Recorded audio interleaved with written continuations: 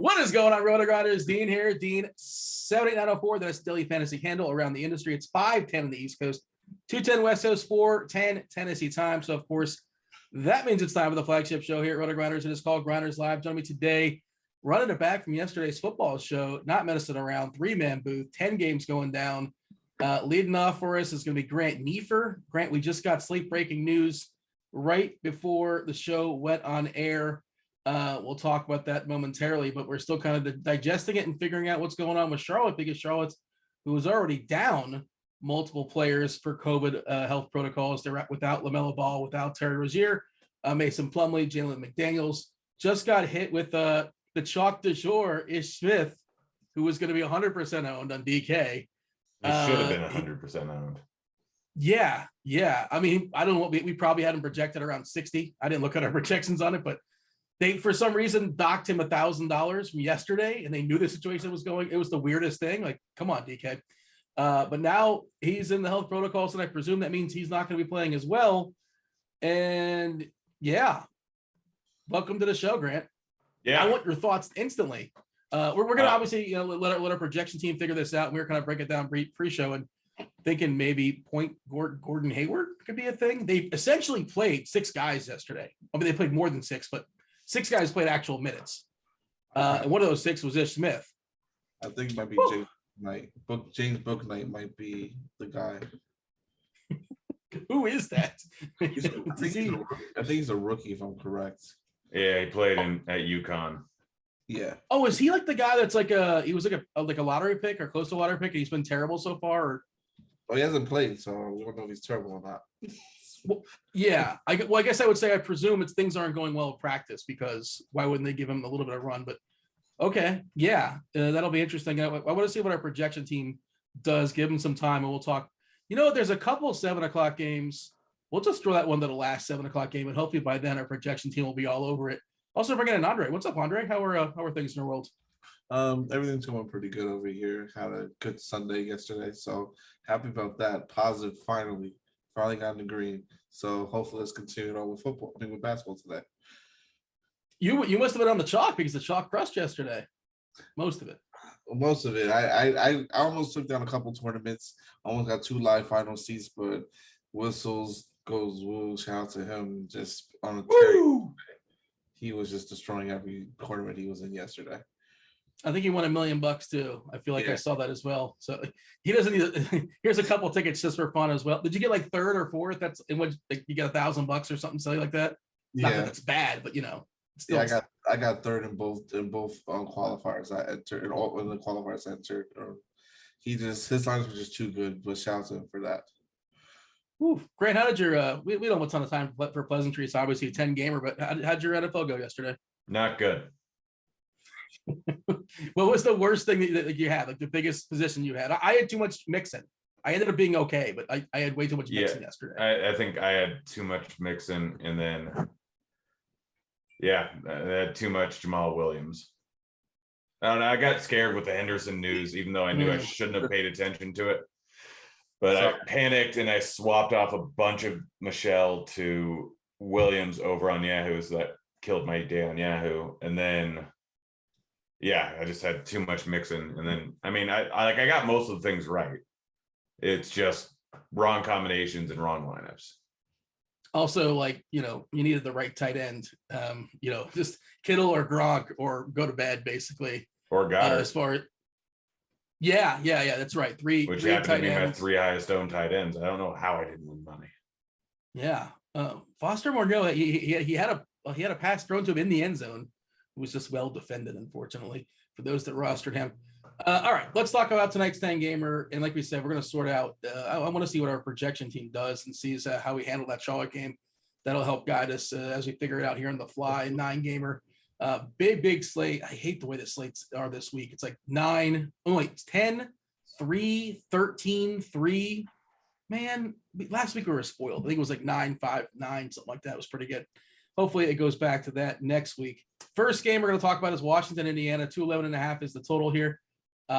Spencer Dinwiddie is not playing. He's just the back half of a back-to-back. He's the only guy for Washington not playing. For Indiana, nothing new. TJ McConnell still out with his wrist. Justin Holiday still out with the health protocols. I'll throw this one to you, Grant. Bradley Beal's been a massive disappointment this season. I thought, like, when we saw Westbrook leave, it's like, oh, this guy might lead the league in scoring. And I look today, he's 19th, like 19th. Woof. And his usage just hasn't been as high as it has been in seasons past. It should elevate with Dinwiddie off the court. So I think he's in play, and it's not. He's just been disappointing for me. And Kuzma is another guy that's taking advantage of the lack of Dinwiddie.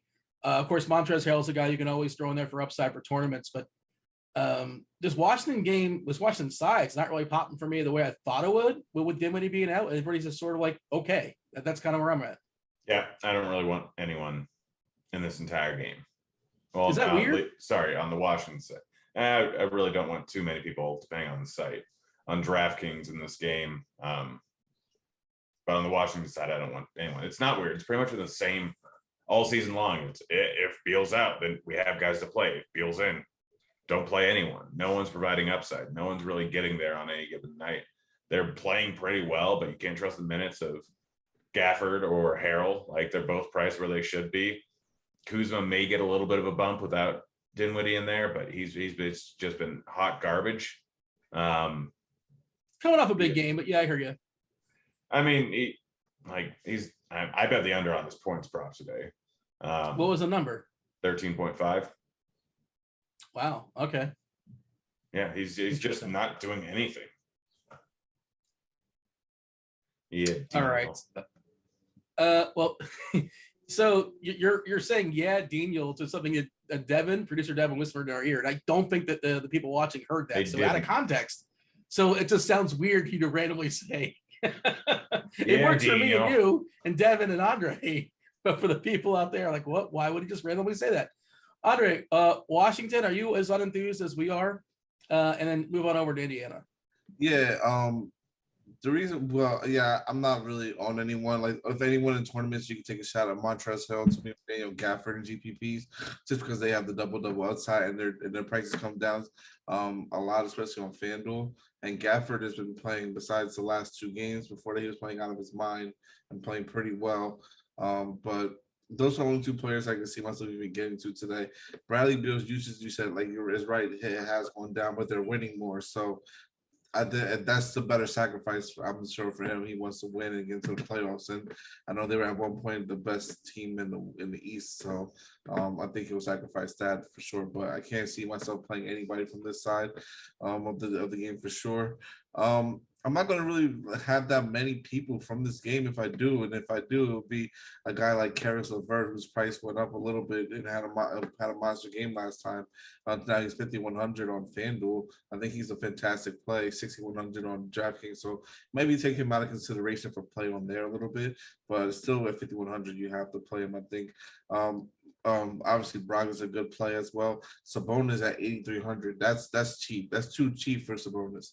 We know he can get a double. He's in. I think he's a lock for a double, and he can possibly have a triple double in this game, because I think this game will be competitive still, as long as Bradley Beal's in there and they're playing close, and he's able to keep the game close, and Kuzma shooting pretty well. Then I think he will. That this game will be competitive. So Sabonis is another option I like to get to a lot of, and you can even throw some darts in there at Miles Turner if you want to, or Chris Duarte, because he's going to be playing about 35 minutes. on the night just because of the rotation being short with TJ McConnell being out. So those are the main, like obviously the main usual suspects, I guess you could say, you could get to from Indiana. But the high priority to me would just be LeVert on FanDuel, but Domantas Sabonis on both on FanDuel as well. On DK is 10K, so it's too expensive on that. Yeah, Sabonis on FanDuel's popping for sure. 27% as far as his ownership projection at 8.3K. Always plenty of minutes for him. 36 is the projection on DK. A little bit trickier to get to, and the ownership reflects that 4% is our projection on DK because he is a full 10K over there. Most popular pacer tonight on DK as far as our projections by a good margin, 17%. Miles Turner, good price at 5.9K. He walloped this team last time for what it's worth as well. Grant, your thoughts as far as the Pacers? Sabonis and LeVert over on FanDuel, they're just too cheap. Like on DK, I really don't have much, if any, interest in either of those. Just Sabonis got priced out at 10K. LeVert this hasn't really been doing it for me lately. But Turner, I think, is a solid overall play for GPPs over on DK. I mean, the guy has massive upside every single night and massive downside every single night. But the price is about right over on DK, where I think he's definitely in play. The only thing that worries me is a lot of other people are going to play him, so he doesn't stand out as a fantastic tournament play. He always has a lot of people playing who? Huh? Turner? A lot of people are playing who? Turner, you're talking about? Yeah.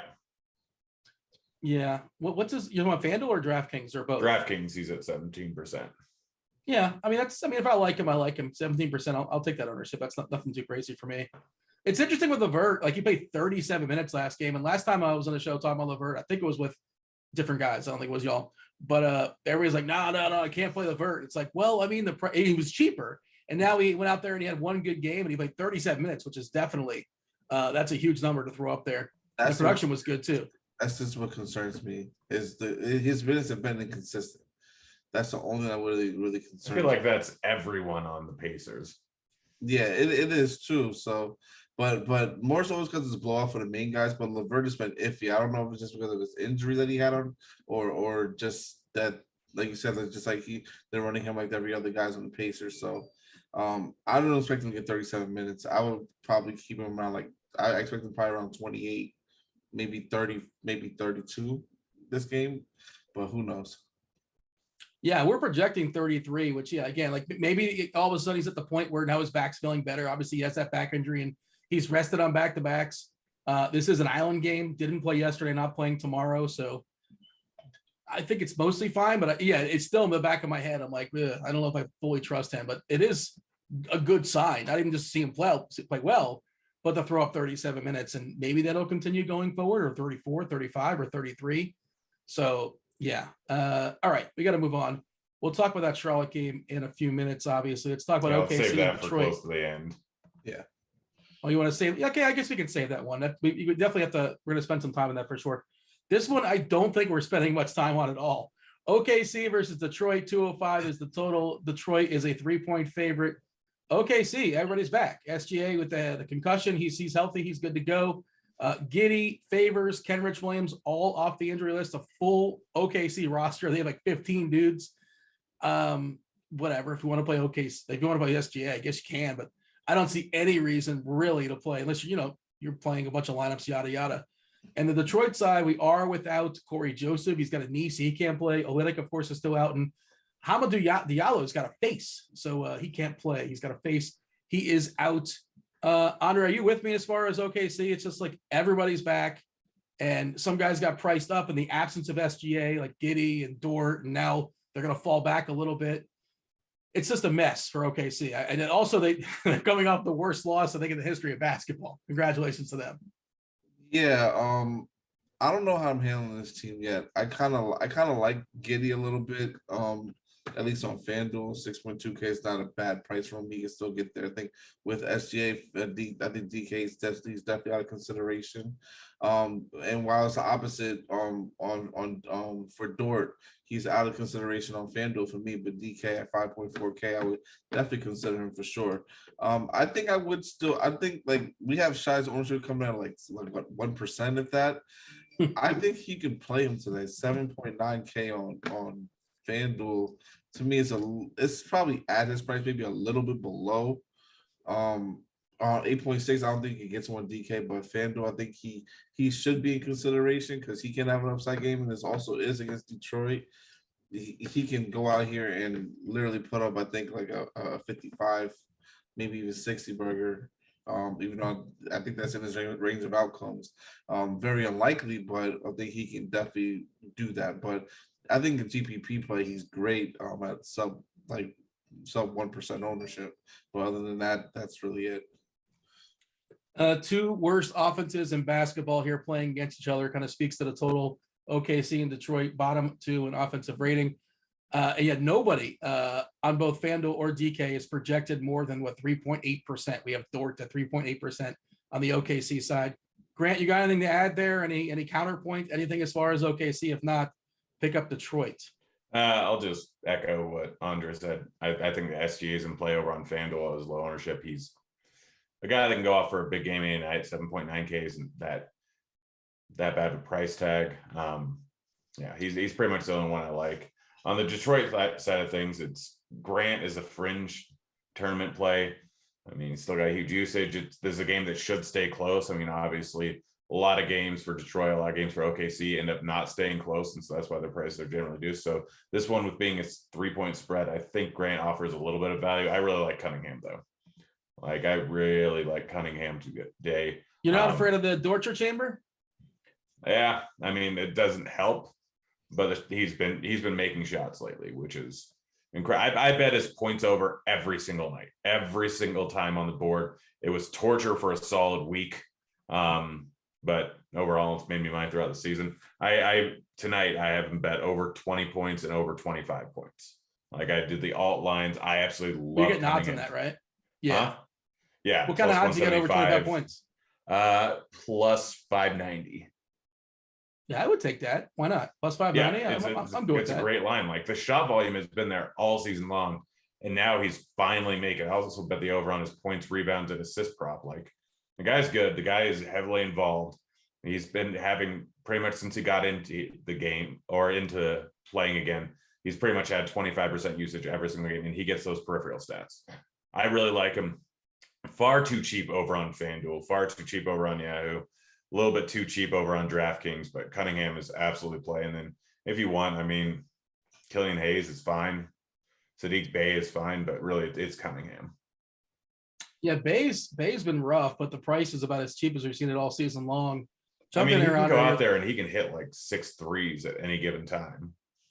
Yeah, the floor is rough, I guess I should say, but he could definitely 8 or 9x that salary as well too. No Corey Joseph doesn't seem like a big deal, but it's it's a body that it's in the rotation to some degree. Diallo as well. Andre, your thoughts as far as Detroit?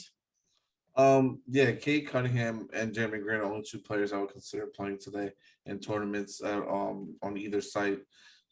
Mainly Kate Cunningham with the usage he's getting and the amount of shots he's going to take. So nothing more than that. I know it is concerning with Dort and Shai guarding him with their length and how they play good defense, but he should still be able to get up enough shots and be able to produce enough to make value on the slate. Let's talk about our Miami Heat. The Memphis Grizzlies of the Miami Heat, 213.5 is a total. Miami's a 5-point favorite here. We do, of course, have Bam Adebayo out with his thumb. Jimmy Butler is questionable with his tailbone. Beat writer Winderman did suggest that Jimmy probably plays tonight. We shall see. I assume he plays. And when he plays, he just plays. He comes back and there's no sort of easing him in. Oh, really? That's not what you said before. Grant, do you want me to actually all the things you've been wrong about?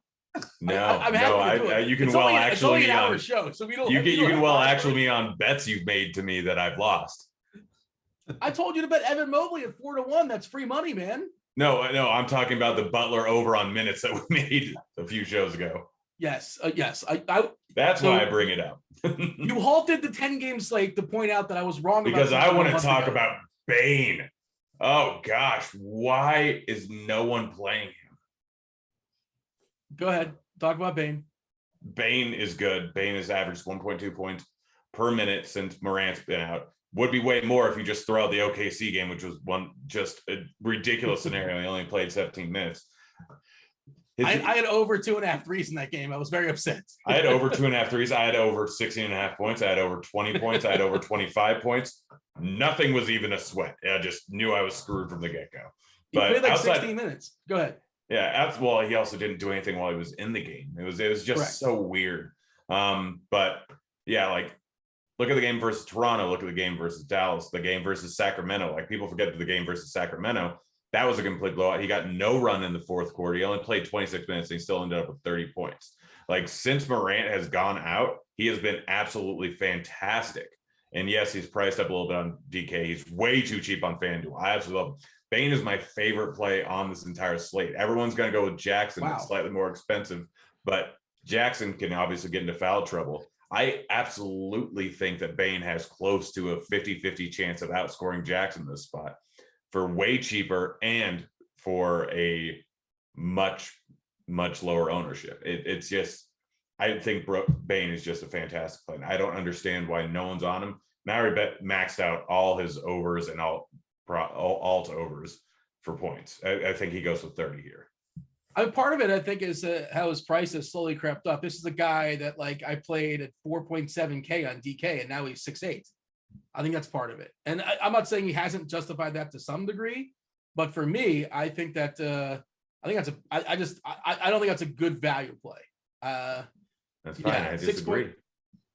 You think 6.8K is a good value play for Bane? Like in just the concept of value, not I'm going to play him in tournaments and maybe hit six threes. He's not a good value play. Like math. I mean, if you're a math guy, he's not a good value play. He's just not. 5.8K over on FanDuel. Okay, different conversation. I specify with DK. Yes, but you're getting him at 1% owned. What are the chances he goes off of 50 tonight? Less than 1%? Really? He just went for points? 47 the last game. He went for 44 like 5 games ago. He's the only reason he didn't go for 50 going up against Sacramento is he got no run after 4 minutes into the second half. Andre, what do you got? No, my parlays are just all going to crap now. A lot of people get rolled out for health and safety protocols. DeMar DeRozan just got rolled out. Ah, son of a biscuit. And then we got Tyrese Maxey. Yeah, I have Maxey out, DeRozan out. I have both of them in a parlay that I did when I was in Arizona before I came back home. Well, there goes that down the drain. But I like Grant's call with Bane. I love it. I think like he's too cheap for the amount of shot volume he's getting, and the minutes he's getting. And when he does play the minutes, it seems like he's getting to value and not exceeding it. So to me, I love the Bane call. He would be my favorite Memphis guy to target. Jaren Jackson's good for GPPs. I can't trust him though. And Dylan Brooks is good, obviously at the same price. He's too cheap for this price, but he also is just a wild one. But Bane is by far my favorite target. I'm not really a big fan of Tyus Jones today, but the minutes are going to be there, so I don't mind getting some a little bit of GPPs. On the Miami Heat side, Jimmy Butler is too cheap on FanDuel. Just play him. Play him if he's in, because he's going to play about 36, 37 minutes. He probably will have a triple-double today.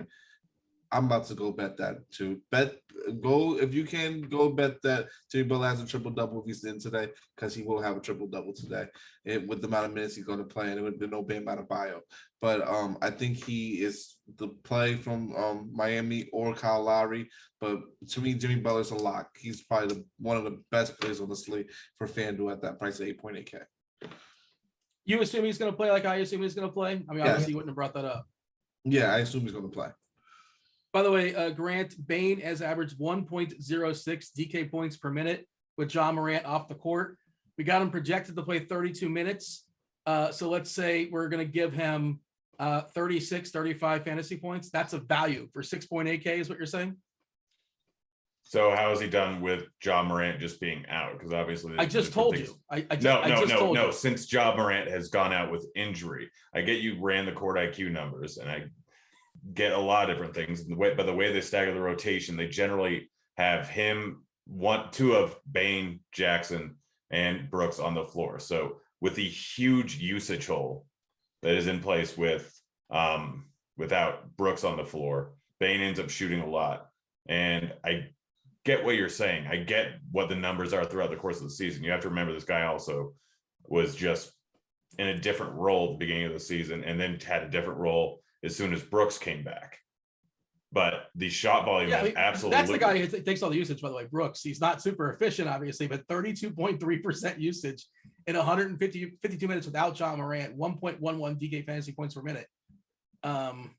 Yeah, I mean, I'm not saying you should, but why do you prefer Bane over Brooks? Because Bane is better. Even though the math said not necessarily. Like, but I'm actually the side. I prefer Bane over Brooks as well. I'm just curious why. Because So it depends on which. When you say the math, like there's different types of math. For one, there's definitely more upside with Brooks, considering they can get hot from beyond the arc, and that Brooks really just generally doesn't shoot a ton of threes in comparison to Bane. Bane can end up with 7 threes in a game. He tends to keep shooting a lot more when he's actually hot, evident by the last game. Brooks tends to get a whole lot more rebounds, or Bane tends to get a whole lot more rebounds than Brooks. Bane gets more assists than Brooks. If Bane is hot shooting, then he shoots more. So it's a bigger ceiling with Brooks or with Bane than there is with Brooks. And look at Brooks's numbers since Morant's gone out: 34 points, 31 points, 20 points, 20 points. Like Brooks has been terrible. Well, you're just looking at his actual fantasy output. Is that what you're talking about? Yes. Okay. I mean, you know, a guy can shoot 5 for 20, and I want to roster him again because he's in the NBA. He can shoot. And yeah, I'd rather take the guy who shot 12 for 20 in the last game than the guy that shot 5 for 12 and hasn't had more than 20 shots since Morant's been out. I think we got to kick this show into second gear. We got 10 games on the slate. From Miami, play Butler. If he ends up playing, he's one of the better plays on the slate. Rest of the Miami guys, no real interest in. If Butler ends up playing, Butler's out. Lowry, obviously. Hero, obviously, decent play. And then you can always play Duncan Robinson. Hope he gets hot from beyond the arc. Another one for news: Atlanta, Minnesota, 222.5. It's a total. Minnesota is a 2-point favorite. So that game is high and it's tight. Atlanta, they're still without their wings. Bogdanovic's not playing, Hunter not playing, Solomon Hill's not playing, Cam Reddish is ill, so he's questionable. So they can be super thin as far as their wings, meaning a guy like Herter can get extra run, meaning TLC can get some run. You know, his minutes are created poorly. We talk about that, but he can play a pile. And then there's off the bench guys like, well, I guess Gallinari, but you know, it's 10-game slate, and we're talking about some value opening up aplenty. So I'm not sure how much you want to dig into that. As far as the Minnesota side, 2 of their biggest plays, Cat is questionable with his tailbone. He did practice, so I expect him to play. We'll see. And D'Angelo Russell is questionable with his ankle. Pat Bev upgraded the questionable with his abductor. I don't know if he's going to play or not. Stay tuned for that. I expect Cat to play, and then that, you know, Russell, I don't know. We'll say we'll see. Stay tuned.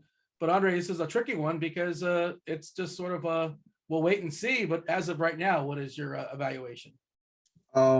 I'm not really like, if I'm playing anybody from Minnesota today, I do expect Cat to play, but I just can't get to him today. This other centers I'd probably rather go with today.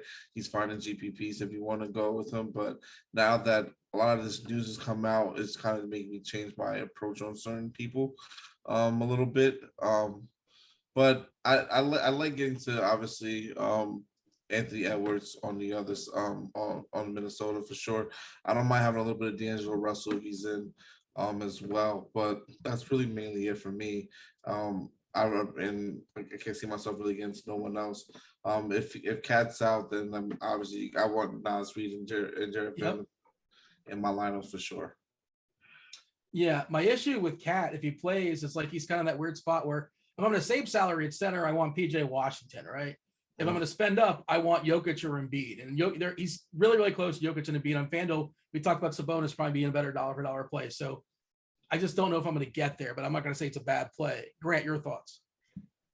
Not really any interest in outside of Collins over on Atlanta. Over on the Minnesota side, it's entirely dependent on Russell and Towns. Towns ends up sitting, and the other 2 play, then Edwards, Russell, Vanderbilt, and Nas Reed, all very much in play and pretty solid plays. Not great plays, but pretty solid plays. Both Russell and Towns are out. Edwards becomes a great play. He should eat up all the usage. Decent matchup going up against Atlanta. Outside of him, Vanderbilt will still be in play. Beasley probably comes into a decent play just because of the usage hold that's there. and Nas Reed will still be in play, but it's entirely dependent on the injuries. If everyone ends up playing, no interest in Minnesota at all. It's such a weird game because it's high, it's tight. There's some good pieces, but yeah, it feels like we see more interest in this game than we are. And obviously things can change if enough guys are out. And we talked about Nas Reed, like elevating himself to being a really, really strong value play if Cat does not play for whatever reason. But that is enough as far as that game. And if you want us to elaborate on some things, we're gonna do our best to knock out questions in chat. What up, chat? Hit that like button, subscribe, turn on the notification. What's up? Oh, okay. Do you I have thought any Grant was interest in talking anyone? I was saying Atlanta, I would have interest in Clint Capella and Trae Young in tournaments. I think they're a good place. All right. Capella, yeah. Herter is a guy. I know Grant, you hate Kevin Herter, but he's a guy that if they happen to have Reddish out, he can play 35 minutes out there and he can't get hot from three. He can also like do nothing sometimes, but he has at least the ability. But again, on this slate, probably not something you're stressing to make sure to get your lineup. Cleveland, Milwaukee, 213.5 is the total. Milwaukee hits another one. Wait and see. Milwaukee is a 7-point favorite right now. Giannis Antetokounmpo is currently questionable. He's missed several games in a row now. It's interesting because the Milwaukee prices have adjusted, especially on DK, where even if he doesn't go, it's not like Drew Holiday is just smash. He's 8.5K. Middleton is 8K. Portis is 7-8. That's not the only guys actually worth noting. They also have, let me check my notes here. Yeah, we have Grayson Allen is questionable, scratched really, really late last game, and George Hill is questionable too. On the Cleveland side, they're fully healthy. Sexton obviously, Sexton is out for the season. Dean Wade has got a calf. I don't think he's playing, and Windler they sent down to the G League, not a big deal. But Andre, like even if Giannis doesn't play, if he plays, of course you can play Giannis by all means, fire away, have a good time. But I don't even know what to elevate if Giannis doesn't play, because especially on DK and FanDuel, Holiday and Middleton are better plays. That's kind of where I'm at. Your thoughts?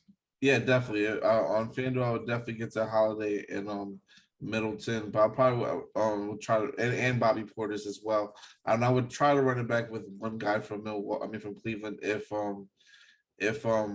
Giannis is out. That's the only way I think the game will stay close or at least somewhat competitive. I think Jared Allen's price is just too expensive. So I probably would go with a guy like Mobley at 7.6 on FanDuel or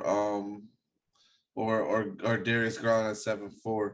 Those are the only two guys I consider, or even Ricky Rubio. To make it like a little bit of a mini game stack you could do as well. On DK, the price is a little bit too high. I'd rather just go somewhere else, honestly, on that side. Grant?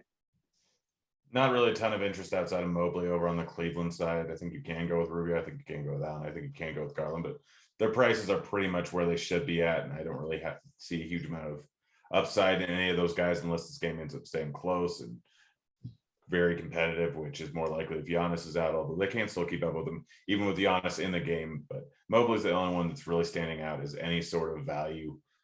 Just because he does have a bit of upside. Over on the Milwaukee side, it's entirely dependent on Giannis. If Giannis ends up playing, then don't really want anyone outside maybe Connaughton if Allen is out. If Giannis ends up sitting, then yeah, I get that the prices are kind of up for all these guys. I think Middleton is the play here at 8K as opposed to 8.5K with Drew. But I think if Grayson Allen ends up playing, and Giannis is out, I think you can go with him also. But yeah, if Giannis ends up playing, just probably going to fade this game. If Giannis plays, by the way, 11K on FanDuel is too cheap for Giannis, is it not? A little bit, but it is. But I don't know if you're going to get a ceiling from him, but you never know. Yeah, you don't know these things. Like you think they wouldn't bring him back unless he's fully ready to go. Like, why bring him back for 28 minutes? But the other point is, I guess what you're suggesting is they're just going to beat Cleveland down. But Cleveland hasn't been, they've been okay this year. They're not what we think of them. Been pretty good. Yeah. Largely in part, I think, to Mobley. And I think Mobley's the best run back too. You guys both touched on that as far as the Cleveland side. We shall move on to the next game of the slate. We're going to talk the Charlotte game next after this game. First game, we're going to talk about, oh boy, Denver and Chicago. Denver, 218 is a total. Denver's a 3-point dog here. Really, it's only, what's that, Andre? They should be the favorite now. Yeah, that might have changed with DeRozan. I wouldn't be surprised. I think Chicago's still going to be a 1.5 point favorite would be my guess. Let's That's see. a good guess. That's what I would guess. Let's pull up Vegas Insider, our sister site, right? Let's see what they have Chicago's a currently. 2-point favorite. So DeRozan's worth a point, is what Vegas is telling us. Is that correct? Yeah, pretty much. Basically. Do we care about Point and a anybody half. on Denver outside of Jokic? Jokic is the guy. Everybody else is just sort of they're playing. They're on the court. I We don't mind. saw Najee have a big game. I don't know if I want to chase that, but like it's there. If you want to chase that, of course, that Denver, I had to run on the body parts, but like people should know at this point. Well, Bones Highland and Austin Rivers and Bol Bol are all out for COVID reasons. We know about Murray. We know about Michael. I'm forgetting his last name. MPJ. PJ Dozier is out with his knee. Andre, anybody of interest for you in the Denver side outside of Jokic? Just Will Barton. That's really it. I can't see myself getting to anyone else besides him and Jokic on this team. They're going to be the bulk of the offense on this game. And now I expect this game to stay pretty close and being really competitive. So I kind of like Jokic a lot more now than I did earlier because I think DeMar DeRozan's absence really, I think because it's just more so on the defensive end, it takes more of a toll for these players. So I think with him being out, it's going to affect them more. So I kind of like this. And then you got Alex Caruso also missing too, who's another good defensive player that comes off the bench. So I kind of like this matchup now for Barton and Jokic, more and Barton too, especially because Zach LaVine's not really known as a defender. We're going to see some really, really tight minutes as far as the Chicago side because they were already thin with the absence of Caruso, like you mentioned. They're without Javonte Green and Kobe White for COVID protocols. And now you throw DeRozan away. And then we're looking at Levine, Vuk, Lonzo, like DJJ, Derek Jones Jr. was expected to play 30+ minutes, and he's super, super cheap. And he's not this great fantasy point minute player, but, he's okay. Super athletic, good dunker. And I thought his usage would take a hit, obviously playing alongside, the starting lineup with DeRozan and Levine and Vuk and even Ball. He would be the fifth guy, but now he becomes the fourth guy, I guess. Like, who even starts? Troy Brown, Ayo, Grant. What the Chicago side, like they're thin, man, and that they're probably they might play Levine and Vuk and Ball like 36, 37 minutes. DJJ as well. He played 20 minutes in the second half last game, the game that Caruso got hurt. Yeah, I think that you can play Levine and Vooch a ton. Like both of them are going to get a huge usage increase without DeRozan on the floor. I think DJJ is still pretty solid overall value play, although I think there might be better ones currently on the board. But like it's Levine and Vooch, and then whoever ends up as the last guy in the starting lineup should end up getting a decent amount of minutes. We'll wait and see who it going, but like what? Troy Brown Jr. I think the projections updated. Troy Brown Jr. I think he might get the start. Yeah. I think Ayo and Troy Brown's is they're the two shooting guards off the bench for the season. For what it's worth, Ayo 0.65 DK points per minute. Brown 0.71. Brown, I just feel better about Ayo is the floor 3-1. Brown's a 3-4 on DK. I don't know how much we'll need of this, but Brown might be. How many minutes do we have projected? We have Brown? him projected 28? 32 and 5.52 points above value. Yeah. Interesting. I don't know how we're going to talk Charlotte in a second. And I guess that's a good segue into the Charlotte game because there's going to be plenty of value there. I don't know what the Charlotte starting lineup is going to look like. We'll talk about that in a second. We know about some pieces for sure. You guys got anything so else much as far as value this game? on this slate. Yeah, I was just thinking that there's so much value on the slate now. Like, Yeah. Like we go to the Charlotte game now. We're talking about. Yeah, unless you have anything else as far as Chicago, and I think we made it. How much do you think you want to play Troy Brown, assuming he draws the start, and like if he's going to play 30 minutes or so, and DJJ is going to play 30+ minutes as well, and they're just down, man. I don't think we need to. Yeah, I don't think you need to play those guys now with the value from everyone else. Only person I might want to play in tournaments is Derek Jones Jr. because I know he can have an upside game, possibly get you 30, 35 fantasy points, but I don't really want to play Troy Brown Jr. Only time he really was able to be really more effective was when he was playing by himself in Washington. So I don't like that at all. I like the value in other spots like Charlotte, for instance, and even on the Philadelphia side as well too. Like since we're gonna talk about the game, I'll just go right into it. We got like right now, like 1, 2, 3, 4, 5. You said they had a 6-man rotation. I probably gonna see is about 6, maybe 7-man rotation. But and they have to play James Bouknight at this point. And I don't think he's that. I mean, I guess he's been really bad as far as a fantasy point per minute guy.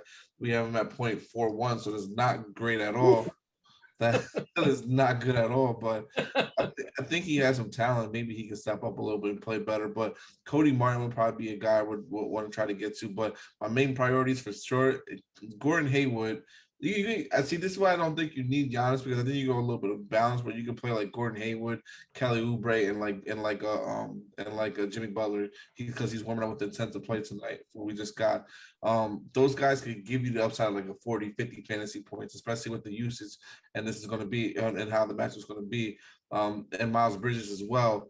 I like getting to those guys, and then on Philly, see, Joel Embiid's going to be a priority for me as well. These bigs are going to be priorities for me. I just wish one of them was able to play power forward, because we already got the news that Maxi's out. We might get the news that Tobias Harris is out, but Shake Milton's going to have to play a lot of minutes now, and he's only at 4.9K on FanDuel, and he's 4.4K on DK. He's an excellent value against Charlotte, who plays at one of the fastest paces in the league. So you can see, to me, that's the top value to me on the slate, is getting to like a guy like Shake Milton. So yeah, sometimes you can throw all the stats out, Andre, and just be like, okay, who on Charlotte is going to slow down Joel Embiid? And like Nick Richards probably draws the start, and then PJ Washington becomes the center for the rest of the game for a good bit. And like, are you serious? I mean, he could do it. He's gonna do whatever he wants out there, right? I think. Yes, he is. So that's why, to me, I think it's between him and Jokic. To me, it's a top overall play on the slate. I just don't know which one I want to go with more now, but I'm leaning more right now towards Joel Embiid. And you can probably get them both on DK because of all the value. Just kind of go stars and scrubs. That's probably a route you can go. I just think that's pulled what up. everyone's gonna do.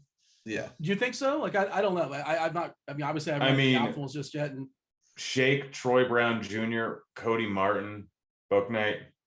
Right there, you're using an average of 3.6K per player. And yeah, or you're gonna get like Butler, if not like the two big centers, if not Jokic and Embiid, you're gonna get like Butler and one of those two, or play a Giannis Bridges, or something like that. Yeah, like it's gonna be a lot of people. I kind of hate this slate. I don't even know if I'm gonna. I don't even want to play. For what it's worth, not to cut you off, Bouknight in college is per 40 in college career, 21.5 points, 6.7 boards. Yeah, and he could shoot the three. So he was a shooter in college. Like I don't watch college basketball. I don't know much about college basketball at all. But he did shoot 5 threes per 40 in college. And, you know, I think he was, am I not mistaken? Wasn't he like a lottery pick? Or close to a lottery pick? I think he's their like Malik Monk replacement, I want to say. Yeah. So yeah, I mean, he's going to have to get some run. Just looking at that, what they have to work with, and Martin off the bench and Washington off the bench. That's what we're looking at, right? Like Bouknight, Oubre, Hayward, Bridges, Washington, and Martin. That's essentially the rotation. They're going to have a couple guys sprinkling in and out, I imagine. But is that correct? Like those 7? Did I count that? Yeah, 6 guys. Yeah, Bouknight, Oubre, Hayward, Bridges, Washington, Martin. Yeah, and we'll get a few minutes here and there from some other guys, but that's basically that's going to be it, I think. Is that fair to say? Yeah. All right. And Grant, your thoughts there as far as Philadelphia? Shake, Embiid, play everyone on Charlotte. Like that. It's got our projections have it pretty much right. It's also the first game, so like, you know, I have some apprehension locking players in the first game, but like, you know, if it's too good, just lock it in, because then you're gonna have some FOMO as well. All right, let's move on. There's still 3 games left. We still have plenty of time here, I think. This is not a very spectacular DFS game because everything else we're talking about, these people being out, these guys being out. So, you know, there's value everywhere. San Antonio and Phoenix, yes, Booker is out for the Suns. Suns are currently 7-point favorites at home versus the Spurs. 216.5 is the total. The Spurs, as far as their injuries, nothing terribly significant over there, if at all, right? Let me see. I have this written down and I can't. Oh, Devin Vessel's out. Yeah, with the squad. Okay. And KBP is available with his ankle. But Grant, you know, all the other games have clear and obvious value. This one doesn't. Like Camp Payne earlier today was a guy that was popping and stuff. I think he's falling back now to all the stuff that's opened up. You can always play DeJounte Murray in tournaments. You can always play Chris Paul. Like, sure, I'm not saying you can't play Ayton, but for me, I'm not seeing a ton of this game. I do like Podol. He should play a bunch of minutes going up against Ayton. It's a pretty solid overall spot here. Like, he's been doing well recently, has some decent upside. I don't hate his price tag of $6K. I think that DeJounte Murray is a pretty solid overall tournament play. No one's going to play him at all because of his price tag, but he can absolutely still crush it in any given game. The guy is a complete stud. Phoenix side, like, Payne is fine. Payne is good for you, just so you know. But yeah, like that, I don't want to. Is that a DFS take or just a general life take? What was that? Just general life. Payne is good. Payne lets you know you're alive. You know, Payne is temporary. Pride is forever. I've heard that someplace. Well, I mean, playing Cameron Payne tonight could permanently damage your wallet. Yeah. What about watching Major Payne? You ever watch Major Payne starring Damon Wayans? Great movie. Man, I love all the Wayans. Damon Wayans Jr. is my favorite, I think. He was in that show you love that you always talk about. Happy Endings. He was in New Girl. He's in a lot of things. I'm more of a Keenan Ivory guy. Andre, what do you have for me as far as Spurs Phoenix? DeJounte Murray and Portal. That's the only guys I like on San Antonio. I think they're good tournament plays for sure. On the Phoenix side, I'm going to get to maybe a little bit of Chris Paul. Ayton I like as well. I really like Cameron Johnson at his price, 4.1K. Another value guy that's going to play about 30 minutes. Now that Devin Booker is going to be out for a little bit, and he can have it. And obviously, at any given moment, he can shoot the lights out and have a monster game. So I like him in tournaments. I think he's a phenomenal play today. But yeah, that's really it mainly. You get to Jay Crowder as well too, but mainly just Cameron Johnson as a priority for me, as a value, and everyone else will be secondary. Yeah, I don't think anybody is playing any of these cheapies now in Phoenix. Like, that's the sort. Like, I'm looking at ownership stuff like 2 hours ago, and campaign was 27% on DK, but that, like, for sure is going to fall back. Yeah, like we had Crowder at 10% and Johnson at 3%. Might be a little bit different on FanDuel, but I suspect that's going to fall back with all the news of their new shuffle of ownership, which should be coming in soon enough. Let's move on. 2 more games to go. Clippers, Portland, 215.5 is the total. Portland is a 3-point dog here. Portland, of course, has CJ McCollum has that rib, but he's going to play despite the fact he's got a rib. Anthony Simons is still out with his ankle. Of course, Dame Lillard's still out with his abdominal. Nasir Little is questionable with his he's got an ankle as well. This is another one where there was some potential, like DSJ. Like, people are going to chase that DSJ game where he was phenomenal last time out. He started the game, he closed the game, despite the fact it was a complete blowout. His price did get bumped up a little bit, but he was popping earlier today, and I'm not sure if he's going to fall back or not. I think maybe to some degree he will. Grant, Portland, what do you have for me? Tobias Harris will play, and I mean, that Embiid and Shake Milton are still very good plays today. They're going up against Charlotte, so yeah. Powell is, like, he's popping in some projection systems, but I don't know. Like, I'm not against it. I bet the over on his points prop, but I don't think you really need him anymore. With all the just drastically cheaper value that's open up. McCollum is a pretty solid overall play, definitely a better play over on FanDuel than he is over on DraftKings. Dennis Smith Jr., decent play, not great, not terrible. Again, there's so much value that's opened up, like where Powell and Dennis Smith Jr. were popping as pretty darn good plays earlier on the day, and now I just don't think you need him, and I don't think you need anyone. You got Milton, not to cut you off. You got Milton jumping ahead of DSJ now. Yeah. Oh yeah. I mean, I put, like, if price tag weren't a thing, they're pretty similar, but the fact that you're getting a drastic discount, it's Milton by a mile. And then Paul George is pretty much the only guy I have any interest on the Clippers, and that's mostly just on FanDuel because he's just too cheap over there.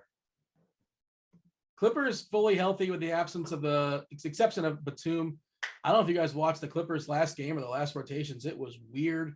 Ibaka did not play the second half. It was Ibaka, Morris, and Zubac in the starting lineup. Like, what is that? They have all these bodies, and there's nobody you can trust there, essentially outside of Paul George. I suppose you can sprinkle in Rjax if you want to, but again, on this slate, I can't imagine prioritizing that. Andre, what do you have for me as far as that game? I definitely like Dennis Smith Jr. still. Just like you say, he started the game and then he closed the game even in a blowout. So that just, to me, as long as Anthony Simons is going to be out, I think you can play. I think Dennis Smith Jr. is in play. And is a good play overall today. I like getting to McCollum a little bit and getting to Powell in tournaments, but they're not high priority for me. On the Clippers side, I'm not really interested in anybody besides maybe Reggie Jackson and Marcus Morris a little bit. Paul George, he's dealing with an ankle injury. I think that's kind of affecting his shot a little bit in this way in this overall game, and he's trying to do like other things more, like as far as like rebounding and get assists more. So he still put up 42 fantasy points, but I think I need more out of 8.9K from him, which is his price on FanDuel, and 10.6 on DK. So to me, he's not really a top priority for me, but I like Reggie Jackson's price today on FanDuel at 5.5K. I think he's a good tournament play, and so is Marcus Morris. I think he's going to have to do a little bit more of the heavy lifting offensively. Grant, is there a game you like to stack tonight? Is that something you've been concerned with because of all the value at various games? I mean, it's not the worst idea to stack studs in games. Like depending on who ends up playing for Minnesota, like if two of the main studs are out for Minnesota, like you can do a little mini stack with Trey, bringing it back. I think you can do Cole Anthony and Steph Curry together now because of all the huge amount of savings. I think you can go with Mobley, bring it back with Middleton and Drew if Giannis gets ruled out, but like not really. There's not any, like, I guess Philly would be the game to stack just because I want to play like 3 Charlotte players. I want to play Embiid and I want to play Maxey. I think to me, that's like the best game to stack. It's going to be, I think that game's going to be competitive. I mean, you're kind of unintentionally stacking it just based on how value it is. It's organically happening because everything's popping. Yeah, I mean, they chalk cash lineup is going to be a Charlotte game stack. Yeah, it has to be. Okay, so I just refreshed our lineup HQ on DK for NBA tonight. Hey, if you guys want access to this, I know Devin's been showing up the whole time. Get yourself $10 off first month RG Premium. Hit that link in chat. $10 off there for just NBA or all the sports, however you want to do it. And I ran 111 lineups and I capped it at 65% as far as ownership. Very first lineup that pops up, guys. very first lineup that pops up. Five players, 3 Hornets, 2 Sixers. Yeah, I mean, it's super, super obvious. Let me see if that's every single. Yeah, that's every single one. We got a couple Bulls sprinkling it on through as well. And I capped it at 65% on DK. 65%. Guys that hit that threshold: Troy Brown Jr., Embiid, Bridges for Charlotte, Cody Martin for Charlotte, Book Knight for Charlotte, Milton as well. And like it's super. The early screenshot life is going to be amazing. This is the very first game. Get your screenshots earlier. Throw them up on Twitter before they get chased down by the likes of Steph Curry. We have to talk about that game as well, too, which I ignored for a second. And I think that's the same situation on FanDuel as well. I don't know if it's to the same degree. We got Embiid, Butler, Troy Brown, Milton, DSJ hitting that threshold. Sabonis, McCollum, Derek Jones right behind there. Going to get your chat questions in just a second. Let's talk about the hammer that is Orlando and Golden State. I totally forgot about this game. 218.5 is the total. Orlando should not even bother showing up. They are the worst, offensive team facing the best defensive team, the best offensive team facing the worst defensive team. And all that adds up to the Golden State being 16-point favorites. I feel like they're going to absolutely wallop them, but it's basketball, so you never know. They might threaten that OKC. We could see that all-time blowout record by Memphis being broken. Yeah, I mean, I was just in the middle of saying that, and I mean, it really shakes up that way, and it's basketball and like variance and yada yada. But I'd feel better laying the 16, whatever the number is right now. Yeah, I hate betting that huge of spreads, but I might actually bet it tonight. I agree. Yeah. I would make an exception for it's just so clear and it's an island game for Golden State. So as far as we know, they're not resting anybody. Otto Porter is not an injury report anymore. They've been always out, whatever. Minus 1750 is the money line for Golden State. Is that like the biggest? I don't think I've ever seen one that high. But it makes sense. It's justified because nobody out there is playing I don't think anybody's who was excited to bet Orlando. Well, what are your thoughts there, Andre? And feel free to give your tournament thoughts. People aren't going to play Steph Curry because they just assume it's going to be 3 quarters and that's that. And he can get up 60 points in 3 quarters anyway. Or guess what? The game could be close. That's possible. Yeah, like from the Golden State side, I like Steph, but he can't be a priority. But like you said, if they do blow him out, he probably has something to do with it, or it's a team effort. But if I had to play anybody, it would be obviously Curry, Wiggins, Juan Toscano Anderson would be another guy I would look at playing possibly today. That's really about it on the Golden State side. I would probably maybe run a little bit of Jordan Poole. I know his price is a little bit up, but just because if it does get out of hand, he would probably play a little bit more minutes. And then at that point, you probably run a little bit of Gary Payton the third as well too. No one I really like from Orlando besides I really did like what's his name earlier? Anthony? And yeah, I like the Cole Anthony a little bit earlier today, but I can't run it now with all these other guards and the value that's opening up. So I only like Wendell Carter Jr. in the front. That's really about it. But that's all I have. Our projections team just added a person named Scotty Lewis. So who is Scotty Lewis? Apparently he plays for the Hornets. So nothing big. We have a small projection on him, but I'm like, who is this person? Just kind of noticed that. And I guess he's somebody might get a few minutes run there with the Hornets. Grant, you got anything else in this game, or shall we knock out questions from the chat? Devin has compiled some, throw them my way.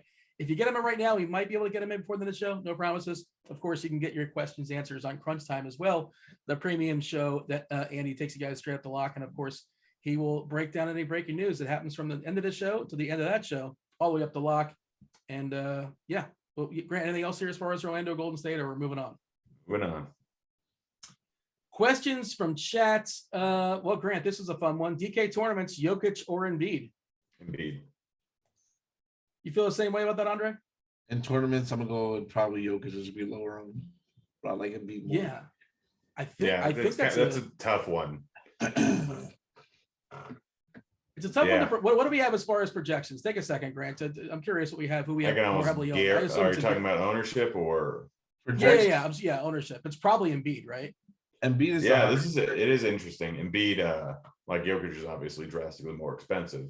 Embiid it edges Jokic by 2 points, but Embiid is going to be 5 times his own, 29.6 compared to 6.5. Jokic is 1K more, but I mean it's not that hard to get up to Jokic tonight. Muscle Babies is a question. DK cash thoughts on Jetty Osman. I don't know what his price is, but I cannot imagine. He's not No. Okay. I didn't want to. I mean, unless he's 3K and I'm not aware, but yeah, to my knowledge. I mean, he still might be the 5th highest 3K player in terms of points. I wanted to make sure that I didn't want to be the fool that says whoa, there's no way. But yeah, I guess there's no. I mean, I did not consider about Jetty Osman. Let's see. DK GPP max amount of Charlotte Hornets per lineup. Optimals are going to give you 3. They might give you 4. Let me see. But I think, and they're cheap. Some of them are cheap too, which is the other part of it, where it's kind of changes that question. It's not like you're paying for 3 studs and killing the rest of your salary and the rest of your lineup. I want to say, Kelly Oubre. Yeah, they're not that bad in price. I mean, that's a mid-range build you could go with, but I'd say 3, maybe 4. I mean, you could play Book Knight at 3K and Martin at 3.9K. That's like 5, but I would play no more than 3. Grant, you have a thought on this? I mean, you can play 4 if you playing Book Knight, Cody Martin, and then Oubre and Washington. You're really not spending that much money, but if you're throwing in Bridges and Hayward, probably stick a little different. Yeah, I think I'm gonna limit mine to 3. I feel like that's where I'm gonna stop. Where I'm gonna cut it off. Andre, are we still considering playing a campaign even with all the value? I know you touched on this earlier, but for tournaments, you think is campaign still in your tournament pool? No, it's not. Yeah, I think he falls back a little bit too. All right, Grant, I want to fire some questions your way. DK tournaments. Well, is it Oubre and Martin season? Yeah, I mean, yes. Also, Indiana Bigs versus Washington for all the giblets.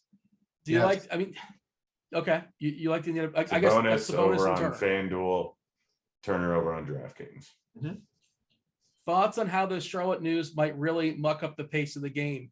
Yeah, that is kind of interesting. Like, are they still going to play at that furious pace? And it's worth noting that Philadelphia is the slowest team in basketball. It's like the second slowest team facing the second fastest team. And that's a huge bump to Philly. But maybe without Lonzo, I presume, I haven't run the stuff, but Andre, I heard you talking about it.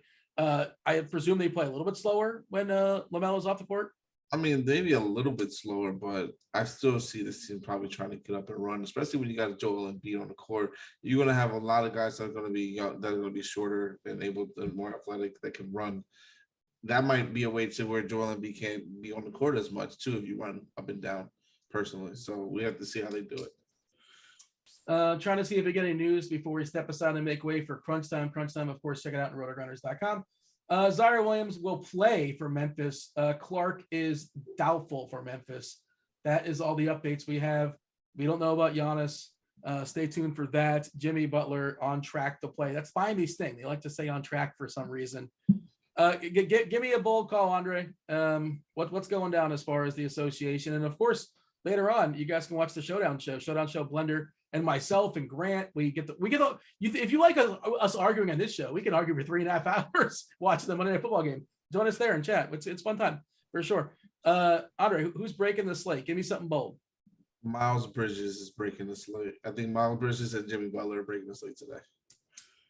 Grant, besides Desmond Bain, Grant, who's breaking the slate? Desmond Bain. This is a bad call, man. I'm going to go out. Oh gosh, the perfect Dean mush. I feel so good right now. Yeah, I don't like your Desmond Bain on DK. I will not play him. It's not happening. But all right, you got anything else, Grant? Or we're getting out of here. Bain. Can you do the voice? I am Gotham's wrecking. No, not well. I used to be able to. Right. What happened? What even used to be able to? You had a surgery of some sort? No, you lost it? I got old. You're rusty. All right, that was Grant. That was Andre. Thanks to Devin producing. Thanks all for watching. Hit that like button your way out. Do subscribe. Turn on those notifications so we know we'll be going live in another hour or so. Not me, but somebody here at the RG team talking some football. Thanks for watching. We're out of here. Holler!